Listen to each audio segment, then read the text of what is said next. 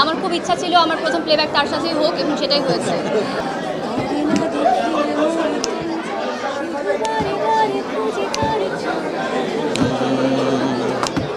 শুধু গুনে গুনে মোর দিন যায়, আমি কোথায় পাবো তাহারে।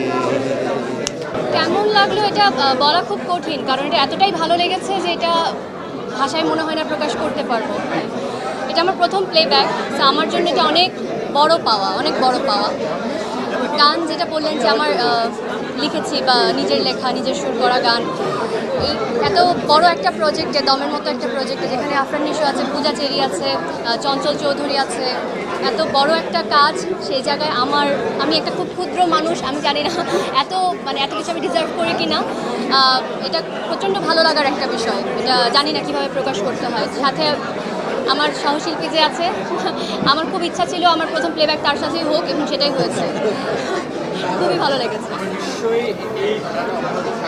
নিশ্চয়ই, এখন তো আসলে দায়িত্ব বেড়ে গেছে, যেহেতু মানুষ ভালোবেসেছে, আমার গান পছন্দ করেছে, দায়িত্বটা অবশ্যই বেড়ে গেছে। নেক্সট টাইম থেকে আরও বেটার কিছু দেওয়ার চেষ্টা করব।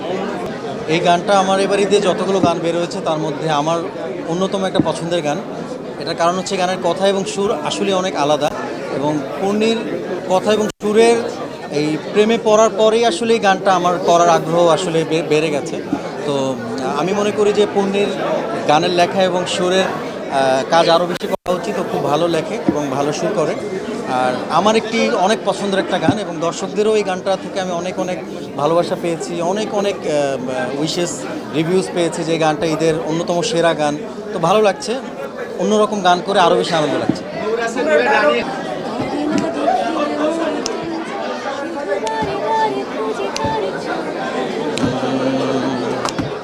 শুধু গুনে গুনে মোর দিন যায়, আমি কোথায় পাবো তাহারে।